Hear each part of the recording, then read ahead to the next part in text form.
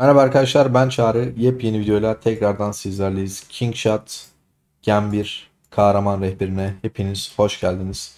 Uzun zamandır mesajlar geliyor, yorumlar geliyor, yeni video gelsin diye Kingshot'la alakalı. Detaylı bir kahraman rehberi videosu çekeceğim arkadaşlar. Şu anda bu hesap 68. sunucuda ve eyalette. Oyuna başladığımız zaman bize mavi, mor ve bazı sarı kahramanlar veriyor arkadaşlar. Ondan sonra oyunun 55. güne geldikten sonra bir süvari, bir tane piyade ve bir tane okçu, toplam 3 tane yeni kahraman geliyor. Bunlar nasıl geliyor, ne şekilde geliyor, biz hangilerini almalıyız, hangilerini ne şekillerde elde edebileceğiz hepsini detaylı bir şekilde anlatacağım. Ama videonun çok çok uzun olmasını istemiyorum. İlk başta oyuna başladığımızda bize verdiği kahramanları anlatmak istiyorum. Sonrasında eğer bu video beğenilirse ve işinize yarar olduğunu düşünüyorsanız çok zorlamayayım. 300 beğeni gelirse hemen ardından Gen 2 rehberine, yani yeni gelen 3 kahramanı, sonrasında oyuna gelen diğer 3 kahramanı diye ilerleyerek gideriz. Kesinlikle bu kahraman rehberlerini izleyin. Oyunda bu kahraman rehberleri çok çok değerli arkadaşlar. Oyunda kahramanları yanlış ilerlerseniz diğer oyunculara göre çok fazla geride kalırsınız. Bunun dışında Kingshot'la alakalı çekmek istediğim videolardan bir tanesi Ayı Avı rehberi. Ayı Avı çok değerli, 2 günde bir oluyor. Diğer etkinliklerle alakalı videolar çekmeyi düşünüyorum. Ve oyunda bu kahramanların hangilerini savaşta kullanmalıyız? Hangilerini rally liderleri, seferberlik lideri kullanmalı? Hangi rallilere hangi kahramanlarla katılmalıyız ve hangisi ne işe yarar? Bununla alakalı da çok detaylı bir savaş rehberi ve savaş kahramanları videosu atabilirim. Dediğim gibi yorumlarda yazarsanız ben de en azından kitlemizi öğrenmiş olurum.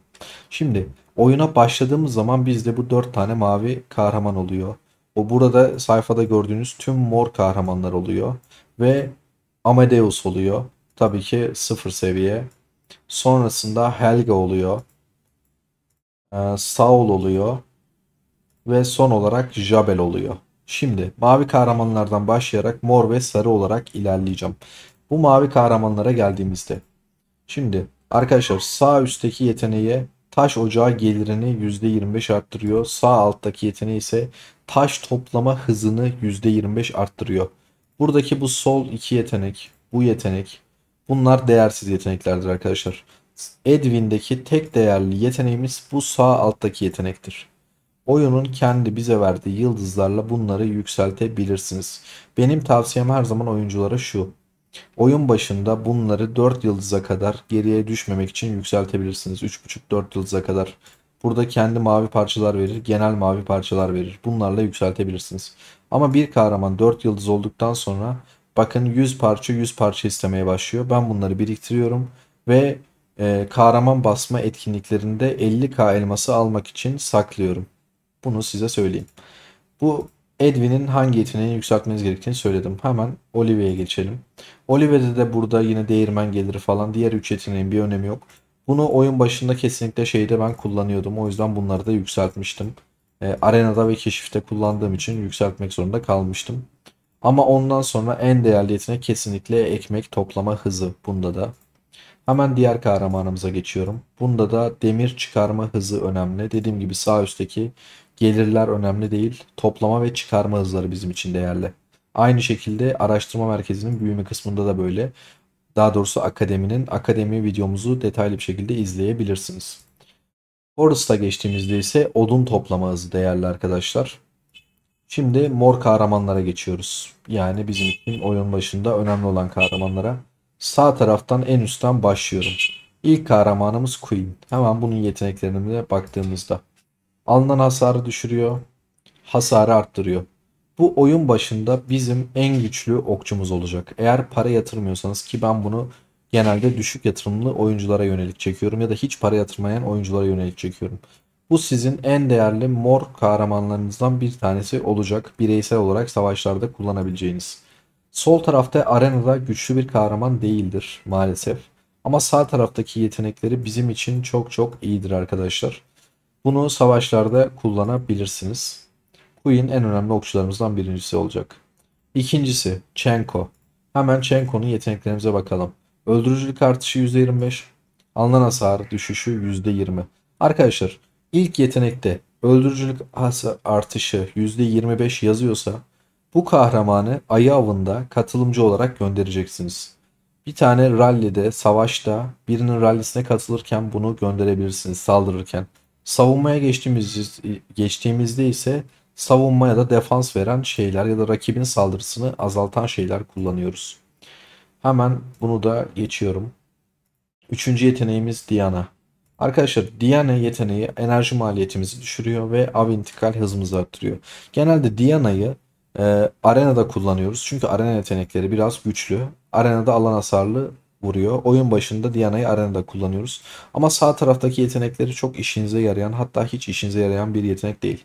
Oyunda en hızlı 5 yıldız olan kahraman Diana'dır. Çünkü Diana'nın bir etkinliği gelecek. Orada hızlı size parçalar verecek.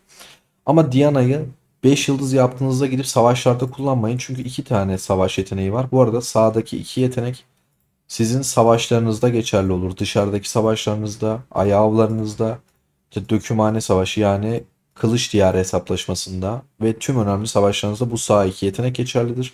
Soldaki 3 yetenek ise arkadaşlar arena ve keşifte sadece geçerlidir. Bizim için her zaman en önemli 2 tane ya da 3 tane yetenek sağ taraf. Bizim bu sağ taraftaki yetenekleri kullanmamız ve geliştirmemiz gerekiyor. Kahramanına bağlı olarak tabii ki. Bunun Diana'nın yetenekleri genelde bazı etkinliklerde enerji kullanacağımız, hızlı asker keseceğimiz yerlerde bunu gönderiyoruz ve enerji maliyetimiz azalıyor.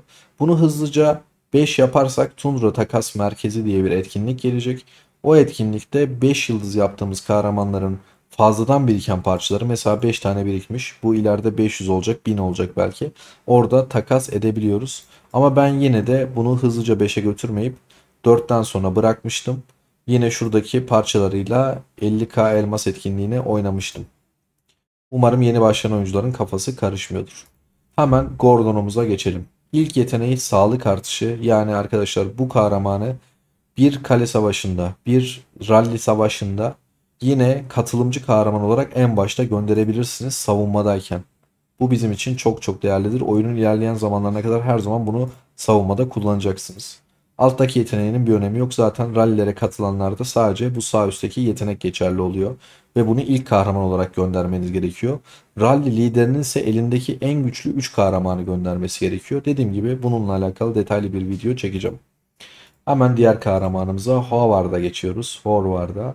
Arkadaşlar bu bizim oyun başındaki en güçlü piyademiz. Bunu oyunun 55 günü boyunca kullanacağız. Hatta 60-70. günlerine kadar. Oyunun 55-60. günde çok iyi bir tane piyade geliyor. Onu alana kadar bu bizi idare edecek.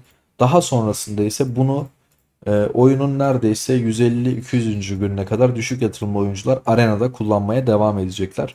Ama bunun da ilk yeteneği %20 alınan hasarı düşürdüğü için bunu da rallilerde ilk kahraman olarak savunmada kullanabilirsiniz. Hemen diğer mor kahramanımıza yani Yeon Woo'ya geçiyorum. Yeon Woo'da ise arkadaşlar yine öldürücülük artışı veriyor. Bunu da yine dediğim gibi ayı avlarında, rallilere katılımda 5 yıldız yaparsanız ya da yıldız seviyesi yükseltirseniz kullanabilirsiniz.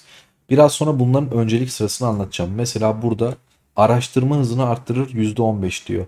Gidip kitaplarınızı hızlı bir şekilde buna basmanıza öldürücülük artışına gerek yok arkadaşlar. Soldaki tarafla sağdaki tarafın kitapları farklı. Burada farklı bir kitap türü ister, burada farklı bir kitap türü ister. Gidip burada yukarıdakine basmak yerine kesinlikle ilk başta bu aşağıdakine basmanızı tavsiye ederim. Araştırma hızınızı maksimum seviyeye çıkarın. Ondan sonra gidip istediğiniz yeteneği yükseltebilirsiniz. Mor kahramanlarda bizim için oyun başında kesinlikle en değerli yetenek bu arkadaşlar. Yeonwoo'nun araştırma hızı. Ne kadar hızlı bir şekilde araştırma hızınızı maksimum seviyeye çıkarırsanız o kadar sizin için faydalı olur ve hızlandırmalarınız cebinizde kalır. Diğer oyunculardan araştırmada yani akademide öne geçersiniz. Hemen diğer kahramanımız Amane'ye bakıyorum. Saldırı artışı %25. Bunu da yine dediğim gibi rallilerde ayı avlarında kullanabilirsiniz katılımcı olarak. Tedavi hızlandırması bizim için önemsiz. Zaten bu ileride oyunun ileri zamanlarında kendi kendine fullenecektir. Hemen diğer kahramanımız Fahd'a bakıyorum. Düşman hasarını düşürüyormuş, av intikal yazılmış.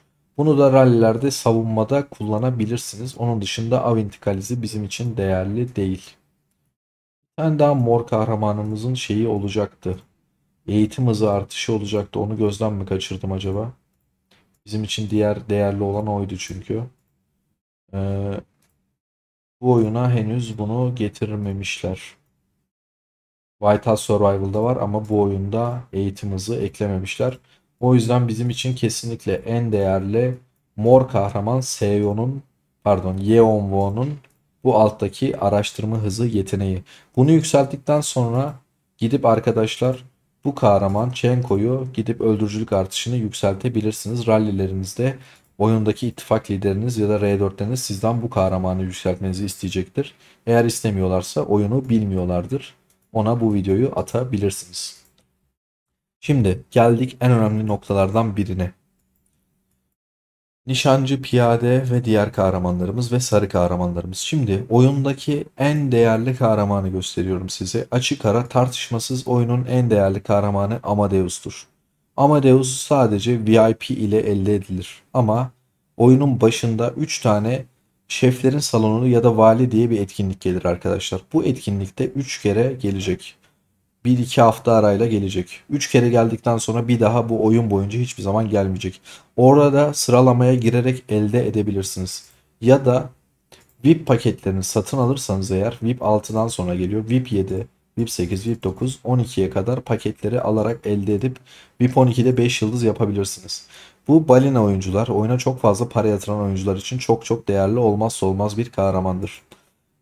Eğer o oyunculardan bir tanesi, balina oyunculardan, para yatıran oyunculardan bir tanesi VIP 11 özel paketini alıp ve oyun başında o vali etkinliklerinden de bu kahramanı parçasını elde ederse VIP 12 olmadan, yani bu paketi almadan, VIP 12'ye ulaşmadan bu kahramanı 5 yıldız yapabilirler. Hemen şöyle tekrar kahramanımızın detaylarına gelelim. Bu kahramanı özel kılan şey nedir? Şimdi burada doğuştan lider diye bir şey var arkadaşlar. %15 öldürücülük verir ve sağlık verir diyor. Bu pasif bir yetenektir. Bu kahramanı açtığınız anda %15 öldürücülük ve sağlık alacaksınız anlamına gelmiyor. Her yıldız için %3 alacaksınız. Diyelim ki siz bu kahramanı VIP paketinden aldınız ve %3 öldürücülük ve sağlık alıyorsunuz. Ama bu %3 nasıl biliyor musunuz? Oyuncular bunu çok değerli sanıp gidip VIP paketi alıyorlar. Bence bu çok değersiz bir şey. Sizin diyelim ki oyunda 300 öldürücülüğünüz ve 300 sağlığınız var. Bunu bir yıldız yaptığınızda 303 oluyor. Bu yüzdesel olarak değil, artı olarak ekleniyor sizin istatistiklerinize arkadaşlar. O yüzden düşündüğünüz kadar değerli değil. 5 yıldız olduğunda ise 300 istatistiğiniz varsa 315'e çıkıyor. Sadece bunu %15 almak için bu kahramanı almak mantıksız. Yeteneklerinize geldiğimizde ise öldürücülük artışı %25, saldırı artışı %25, hasar verme şansı %140. Oyundaki en iyi yeteneklerden birine sahip ve bu sarı kahramanları mor ve mavi kahramanların dışına çıkaran bir şey var arkadaşlar. Bu sarı mavi kahramanların donanımında burada silah yok, görüyorsunuz. Morda özel silah yok. Ama sarı kahramanlara geldiğimizde burada bir de özel donanım silahı çıkıyor. Bu da diyor ki bir garnizon komutanı olduğu için savunma yaparken %7,5, bunun maksimum seviyesi 15 verir ekiplerin saldırısı. Ne anlama geliyor bu? Bu kahramanımızla eğer silahı da 10'sa, bir yerde savunma yapıyorsak bizim savunmacı ekiplerimizin saldırısını %15 arttırıyor. Yani bizim oradaki ekiplerimizin %1000 istatistiği saldırısı varsa bu kahramanı kullandığımız için 1150'ye çıkıyor. Bu artı değil, çarpı olarak, çarpan olarak ekleniyor. 1015 değil de 1150'ye çıkarıyor. Oyundaki en değerli şeylerden birisi, özellikle para yatıran oyuncular için özel silahlardır. Ama doğru kahramanların doğru silahlarını kullanmaları gerekiyor. Oyunda sizin bu kahramanın saldırı ya da savunma kahramanı olduğu buradaki yetenekler belirlemez arkadaşlar. Buradaki özel donanım silahı tetikler ve etkiler.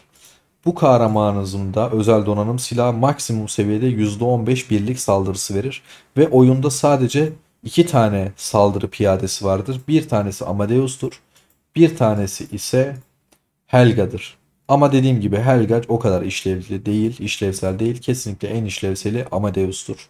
Para yatıran oyuncular için olmazsa olmazdır. Bu kahramanı aldıklarında oyunun 365. gününe kadar bu kahramanı saldırıda kullanacaklar ve oyunda 3 yıl boyunca bu kahramanı ayı avında rally açarken kullanacaklar. Eğer VIP'inizi 10 seviyeye getirirseniz, para yatıran oyuncular, orta yatırımcı arkadaşlar için söylüyorum, VIP 10 paketine kadar alıp VIP 10 paketinde alırsanız bu 4 yıldız oluyor.